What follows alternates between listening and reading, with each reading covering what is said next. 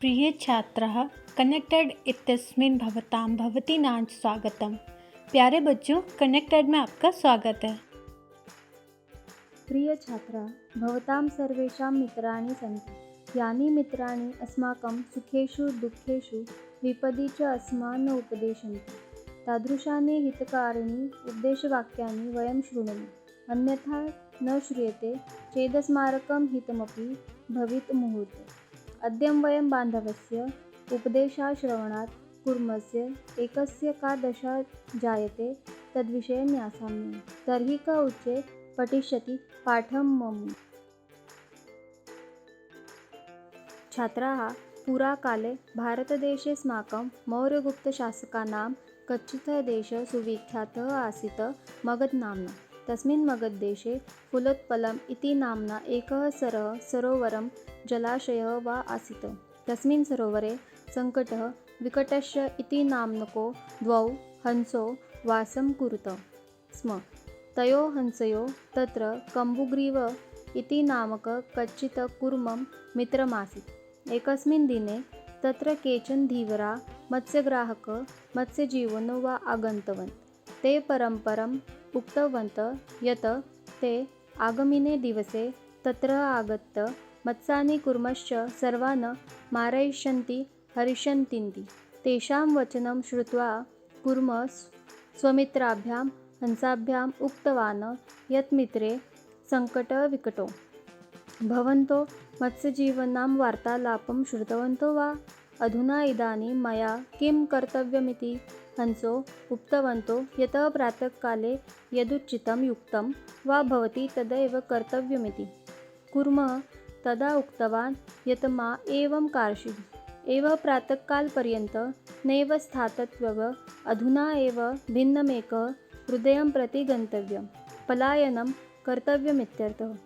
तदा हंसो कूर्मम् अवदतां यत् तदर्थं तौ किं कर्तुं शक्नुः।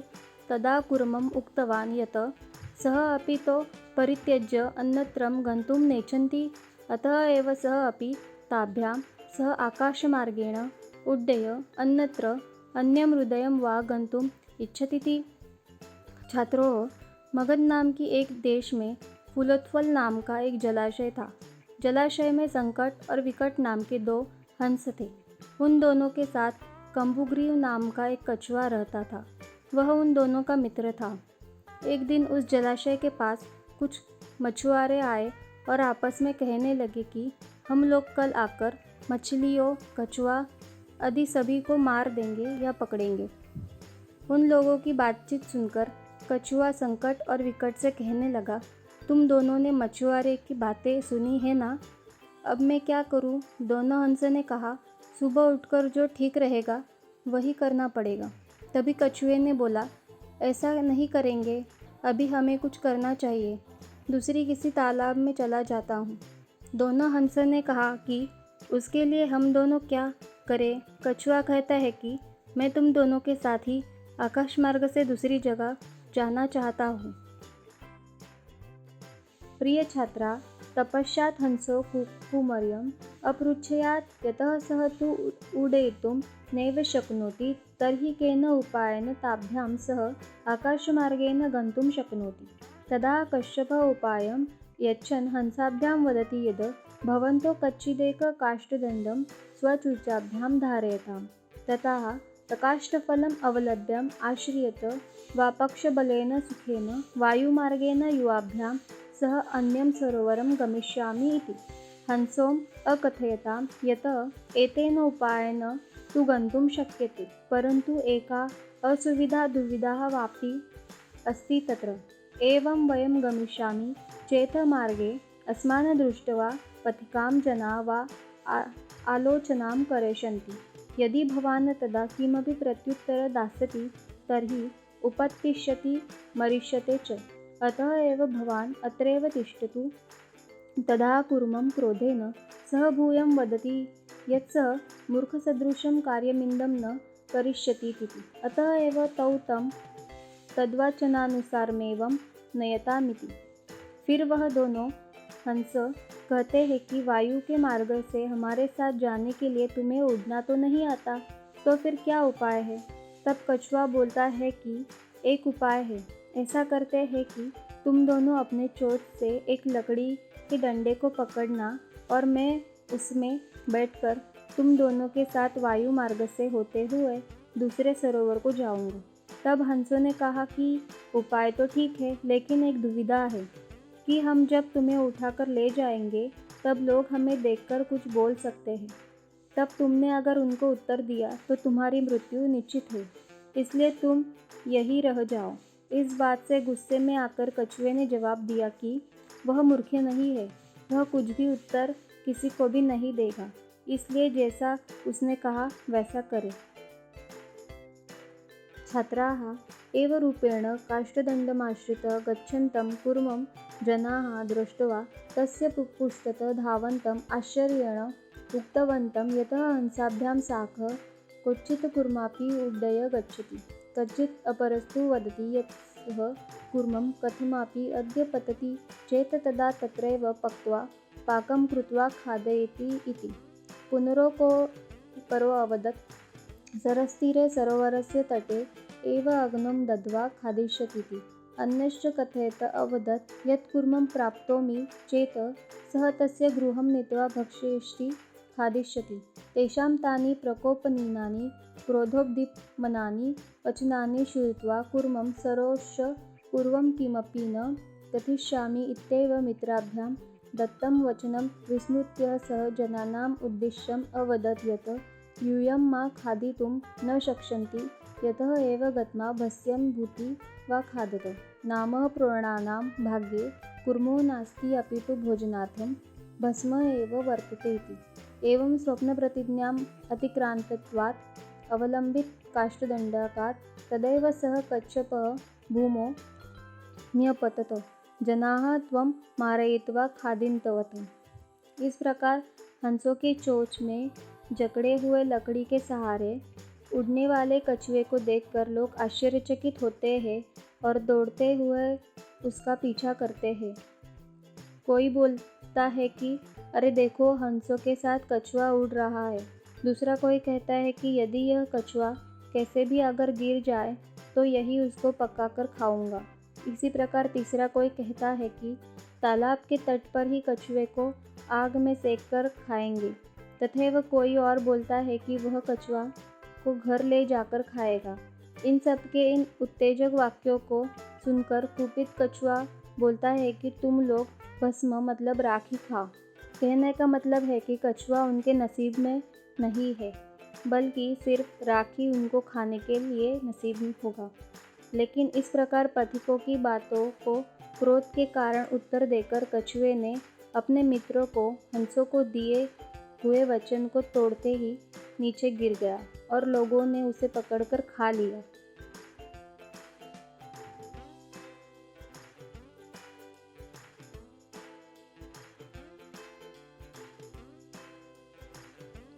छात्राः अतः एवम् उक्तं पंडिते यत् बान्धवानां मित्राणां च ये हितं कामयन्ते तेषां वचनम् अस्माभिः अवश्यमेव श्रवणीयं तथा प्रवर्तितव्यच। सः तानि वचनानि न अभिनन्दति न आत्मसा कुरुते वा सः दुर्बुद्धिं दृष्टबुद्धिः अस्याः कथायाः कच्छप इव काष्ठात् स्खलितं बुद्ध्वा पतित्वा विनश्यति नाशभागः भवति अर्थः। अतः कथेयं यद्यपि सुखान्ता नास्ति तथापि अस्याः कथायाः संदेशं महत्वपूर्णं। बच्चों, यद्यपि कथा के अंत में कछुओं की मृत्यु हो गई, लेकिन इस कथा से हमें ज़रूर यह एक सीख मिलती है कि लोगों को अपने हित या भला चाहने वाले मित्रों या बांधवों की बातें सुननी चाहिए। जो इस प्रकार उनकी नहीं सुनता, उनकी हित में कही हुई बात को जो नकार देता है, उसका भी कछुए की तरह पतन या विनाश निश्चित होता है। प्रिय छात्राः, पाठेऽस्मिन् अस्माभिः केचन नवीनाः शब्दाः दृष्ट्वा तेषाम् अर्थान् पश्यामः। सर, तालाब, पॉन्ड, कूर्म, कच्छपः, कछुआ, टर्टल, प्रतिवसति स्म, रहता था, वॉज लिविंग, धीवराः, मछुआरे, फिशरमैन, मत्स्यकूर्मादीन्, मछली, कछुआ आदि को फिशेस, टर्टल एट्सेट्रा मारयिष्याम मारेंगे, शैल किल, मैवम, माँ अधिक एवं, ऐसा नहीं, नॉट सो, हृदयम, तालाब को, टू द पॉन्ड, धारयताम, धारण करे, होल्ड, पक्षबलेन, पंखों के बल से, विद द स्ट्रेंथ ऑफ विंग्स, अपाय, हानि, हार्म, नियमानम, ले जाते हुए को, बीइंग क्राइड, अवलोक्य, देखकर, लुकिंग, लंबमानम, लटकते हुए को, स्विंगिंग, उड्डीयते, उड़ा रहा है, फ्लाइंग, विस्मृत्य, भूलकर, फॉरगॉटिंग, भस्म, राख, एशेस, सुदाम, मित्रों का, के को, ऑफ फ्रेंड्स, हित का मानम, कल्याण की इच्छा करने वाले का, के की, ऑल वेलविशर्स, अभिनंदती, प्रसन्नपूर्वक स्वीकार करता, करती है, वेलकम्स, दुर्बुद्धि, दुष्ट बुद्धि वाला, क्रूक्ट। एतेषां प्रश्नानाम् उत्तराणि लिखत। प्रश्न क, हंसयोः नाम्नि के? प्रश्न ख, हंसद्वयं कूर्मेण सह कुत्र निवसति? प्रश्न ग, अहं युवाभ्यां सह आकाशमार्गेण अन्यत्र गन्तुम् इच्छामि इति क अवदत्? प्रश्न घ, कूर्मं पौराण किम् अवदत्? प्रश्न ड, अन्ते कूर्मस्य कीदृशी दशा जायते? छात्राः इमानि सन्ति उत्तराणि। उत्तर क, हंसयोः नाम्नि सङ्कटविकटौ स्त। उत्तर ख, हंसद्वय कूर्मेण सह पुलत्फल नामके सरे निवसति स्म। उत्तर ग, अहं युवाभ्यां सह आकाशमार्गेण अन्यत्र गन्तुम् इच्छामि इति कूर्म अवदत्। उत्तर घ, कूर्मं पौराण यूयं भस्म खादत इति अवदत्। उत्तर ड, अन्ते कूर्मं पौराणाम् उत्तरम् अदत्त येन स अध निपतित तदा पौरे स मारित। अधोलिखित शब्दानां समानार्थका शब्द लिख्यन्ताम्। सरः, कूर्म, धीवरा, अपायः। इमानि सन्ति उत्तराणि। सरः जलाशयः, कूर्मः कश्यपः, धीवरा मत्स्यजीवनः, अपायः हानिः। प्रिय छात्राः, अद्यतनपाठोत्तर समानोक्ति। आशा से यत् पाठोऽयं युष्मभ्यं रुचिकरतया अभासतेति। अद्यतनपाठस्य सन्देशं यूयमवगतवन्तः तथा स्वहितैषिणां वाक्यं सदा श्रोष्यस्थेति मे विश्वासः। तदेव अस्माकं पाठः सफलं सार्थको वा भविष्यति। धन्यवादः सर्वेभ्यः। पुनर्मिलामः।